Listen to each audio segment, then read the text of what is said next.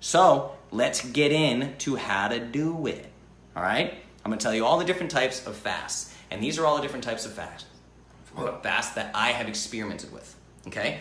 I did a fast yesterday that was 25 and a half hours. I've done plenty of 24-hour fasts before. 24-hour fasts are actually quite easy, and I'll tell you the best way to do them. So a 24-hour fast, let's do it like this, right?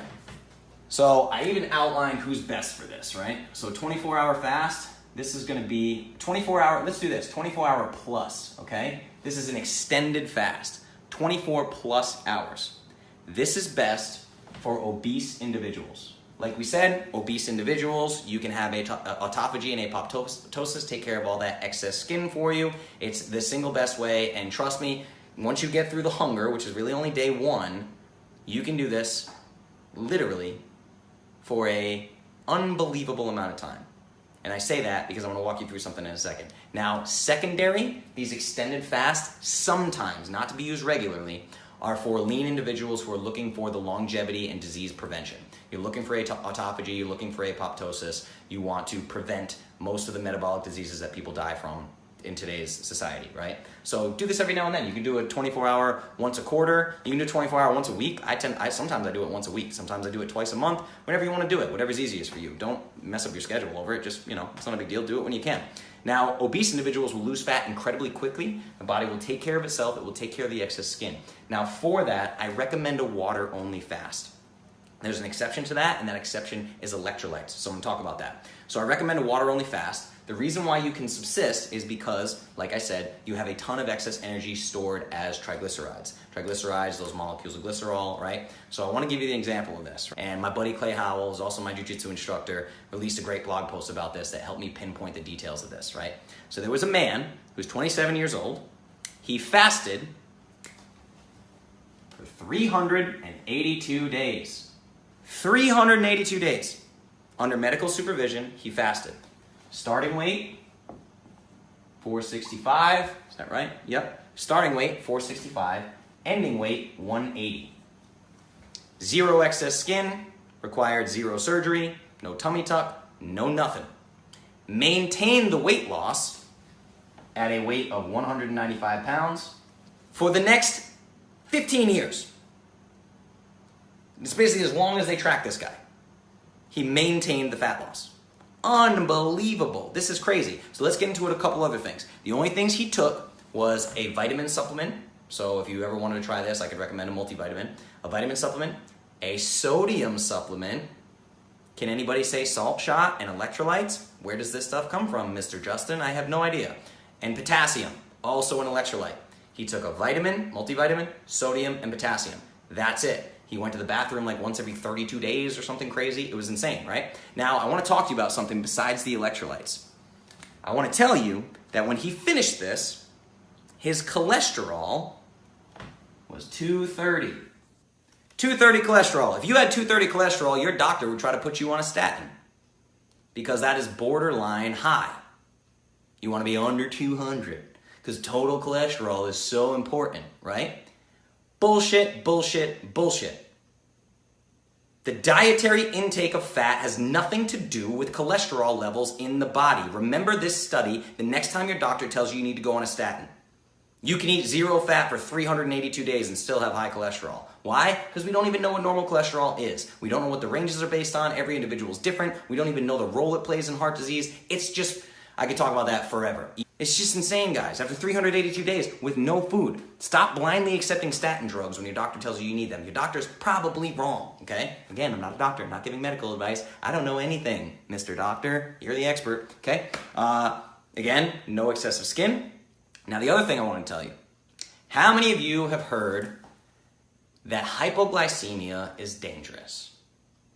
Hypoglycemia will kill you. Low blood sugar will kill you. Now, before I move on, if you are a diabetic and you're on medication, ignore me right now. You need a professional, okay? To help you with this stuff, you need a professional who can actually taper off your medication if you're gonna fast because you don't need as much, because they give you medication based on thinking there's gonna be an influx of glucose, right? So everybody talks about hypoglycemia being bad for you. Bullshit, bullshit, bullshit, bullshit, bullshit. Okay, look. After day 300, they measured this guy. His fasting blood glucose was 30. With as they wrote it in the study, 0 adverse effects. 30. Rob Wolf, you guys know Rob Wolf? He wrote Wired to Eat. He's a buddy of mine. Rob Wolf did this TV show way back where he was out in the wild, like living in the wilderness, and they tested him. His blood sugar was like regularly 43. I mean, people just think you're gonna die. They have led you to believe that you need to eat all the time, that you need this crazy blood sugar. It's ridiculous. People are like, my blood sugar is 97. It's so good. I'm like, I'd rather be here. Literally, I'd rather be there. Right? It's just, the system is so broken. They've led you to believe that the norms are good for you, and they're not. This guy's blood glucose was at 30, right? It's crazy. No adverse side effects. He wasn't passed out. He wasn't on the ground. He wasn't dead. You're not going to die, okay? You're not going to die. Again, if humans would die from hypoglycemia, then we would be extinct. We'd literally be extinct. There's no other way to put it. So again, the prime candidates, these are obese people looking for longevity. Again, if you're taking any type of medication, don't just run out and do this stuff. Again, I'm not giving you medical advice, so don't run out and do this stuff anyway, right? Okay, so let's talk about another one. This would be an example of an extended fast, 24 plus hours. 24, 36, 48, 72, whatever. Some people do 5-day fasts, craziness. My dad did a 30-day fast. He's a nutcase. So the other thing we want to talk about is intermittent fasting. Intermittent fasting, the prime candidates are those looking to lose the last few pounds, okay? Last few pounds, right?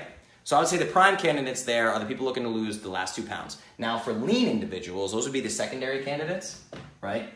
Lean individuals, and just so you know, intermittent fasting is what I practice, generally speaking. This is for lean individuals who want to stay shredded and want the longevity effects, okay? The longevity health benefits. This is probably the perfect combination of fat loss, or effortless weight management, and the longevity effects. That would be intermittent fasting.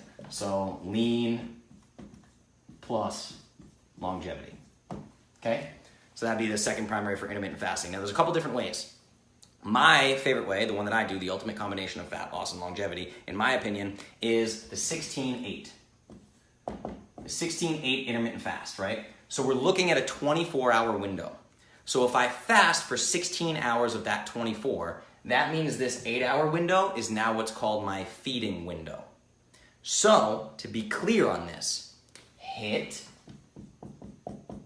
macros, okay?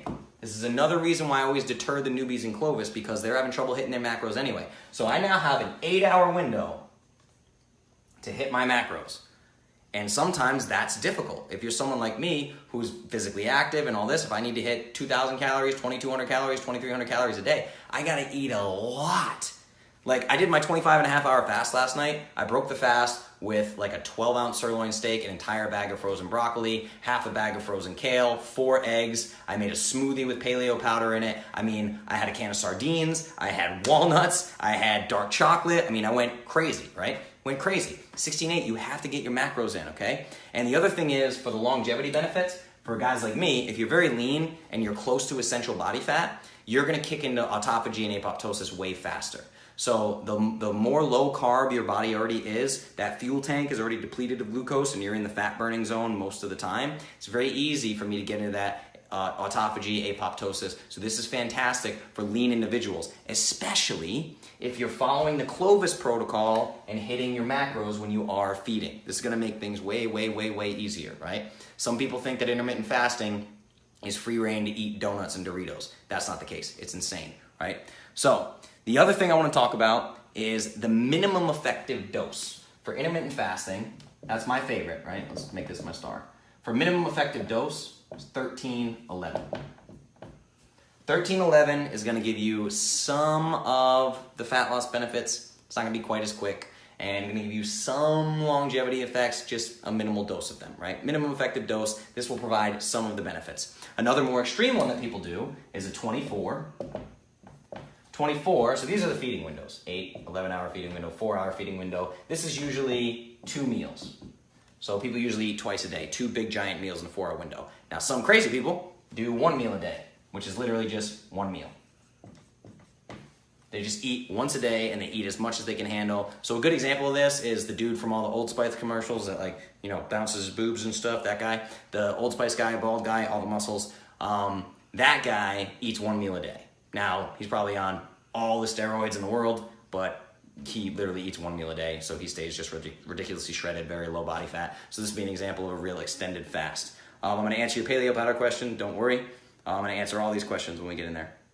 So the other thing I want to talk to you about is, this is specifically for autophagy and apoptosis. Now, a lot of you have asked me about this. This is another reason why I want to get into this.